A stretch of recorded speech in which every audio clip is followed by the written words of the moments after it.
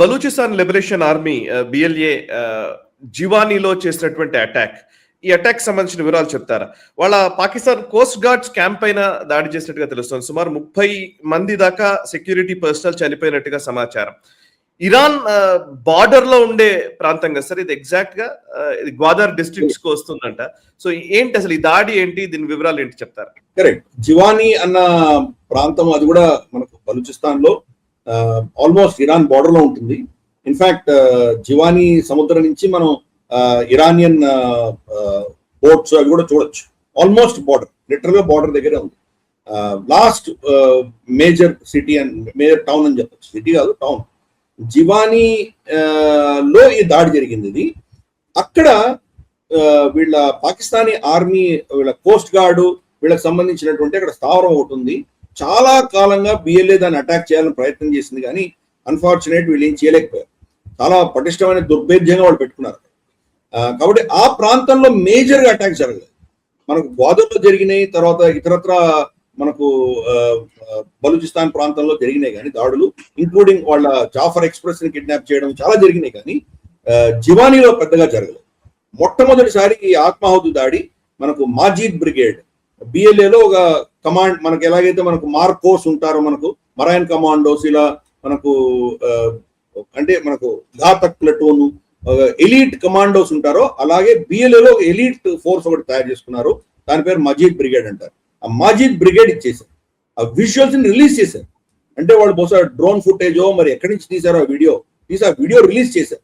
పాకిస్తాన్ ఏమంటోంది, 3 చనిపోయారు అంటుంది, 6 మంది టెర్రరిస్టులు మేము చంపామని చెప్పి ఒక నెరేటివ్ తీసుకొచ్చే ప్రయత్నం చేశారు. కానీ వీడియో వాళ్ళు ఎక్స్పోజ్ చేసి దాన్ని మాటి బయటకు తీసుకొచ్చేసరికి పాకిస్తాన్ కంప్లీట్ గా ఎక్స్పోజ్ అయిపోయింది. ఆ వీడియో చూడొచ్చు మనం. ఆ వీడియోలో మొత్తం ఆ స్థావరం మొత్తం లేచిపోయింది, ఏమీ బతకలేదు.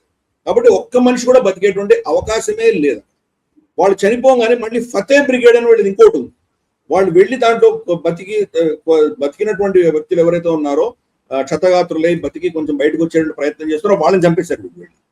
కాబట్టి 30 పైచిలకు, కనీసం 30 చనిపోయారు. అంతకంటే ఎంతమంది చనిపోయారో మనకు తెలియదు.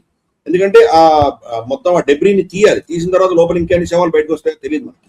దెబ్బతిన్న వాళ్ళు కూడా బతికేటువంటి సూచనలు లేవు. కనీసం అంటే 100 పైచిలకు చాలా మంది తీవ్రంగా గాయపడ్డటువంటి వాళ్ళందరూ కూడాను బతికేటువంటి సూచనలు లేవు అని అందరూ చెప్తున్నారు. కాబట్టి ఈ సంఖ్య చాలా చాలా పెద్ద సంఖ్య. టీటీపీ కరాచీలో దాడి చేసినందుకు దానికి ప్రతీకారంగా వెళ్ళి వీళ్ళు air force, Pakistan air force Afghanistan లో బాంబు చేసి రాగలిగారు. ఇప్పుడు బలూచిస్తాన్ అటాక్ చేసిన దానికి మళ్ళీ ఆఫ్ఘనిస్తాన్ ఎలా వెళ్తారు? బలూచీలు 100% ఇక్కడే ఉన్నారు కదా. కనీసం టీటీపీ అయితే తాలిబాన్తో ఏదో కనెక్షన్ ఉందని మీరు ఏదో అనగలరు, కానీ బలూచీలు బలూచిస్తాన్ లో ఉన్నారు. వాళ్ళకి ఇంకా టీటీపీతో సంబంధం లేదు, మనకు ఆఫ్ఘాన్ తాలిబాన్తో సంబంధం లేదు. ఎక్కడ వెళ్తారు, ఎవరి మీద దాడులు చేస్తారు? కాబట్టి ఆ నెరేటివ్ అనేది ఆ దేశంలో వాళ్ళ మీద దాడి చేస్తే ఆఫ్ఘనిస్తాన్ మీద దాడి చేసి చూడు మేము చాలా గొప్ప ప్రతీకారం తీర్చుకున్నామని చెప్పుకునేటువంటి పరిస్థితి ఈ రోజు బలూచిస్తాన్ లో జరిగినటువంటి దాడికి వాళ్ళు ప్రతీకారం తీర్చుకునే ఆప్షనే లేదు. వాళ్ళది ఎక్స్పోజ్ అయిపోయింది ఈరోజు. కానీ DGISPR ఇచ్చిన ఇన్స్ట్రక్షన్స్ ప్రకారము వాళ్ళ మీడియాలో ఎక్కడ కూడా దీనికి కవరేజ్ లేదు. ఆ వీడియో చూపించడం కానీ, వాళ్ళ main stream media of course ఎలాగో బ్లాక్ చేసేస్తారు.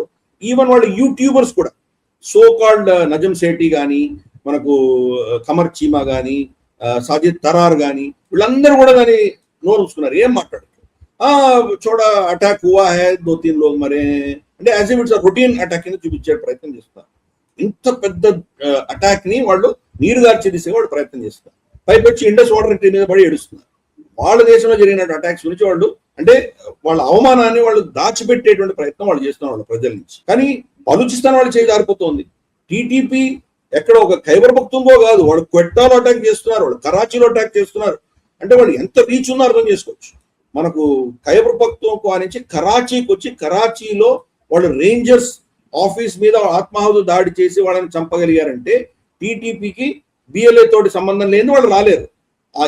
ఇంత కోఆర్డినేషన్ జరుగుతుంటే మరి పాకిస్తాన్ ఆర్మీ ఏం చేస్తుంది? అసీమునేమో తన ఆస్తి పెంచుకునే దిశగా ప్రయత్నాలు చేస్తున్నాడు, కానీ క్రిప్టో కరెన్సీలు అమెరికాతో లావాదేవీలు చేసుకుంటున్నాడు, కానీ దేశం తగలబడుతోంది కానీ వీళ్ళకేం పట్టట్లేదు. అది పాకిస్తాన్ లో ఉన్నటువంటి దౌర్భాగ్య పరిస్థితి. ఈ వీడియో మీకు నచ్చినట్టయితే లైక్ చేయండి, 10 మందికి షేర్ చేయండి. అలాగే కామెంట్ల రూపంలో మీ అభిప్రాయాలను మాతో పంచుకోండి. Nationalist hub group of channels ను సబ్స్క్రైబ్ చేసుకుని తెలుగునాట జాతీయవాద జర్నలిజాన్ని ప్రోత్సహించండి. ఈ వీడియో కింద ఉన్న బెల్ ఐకాన్ పై క్లిక్ చేయడం మర్చిపోవద్దు.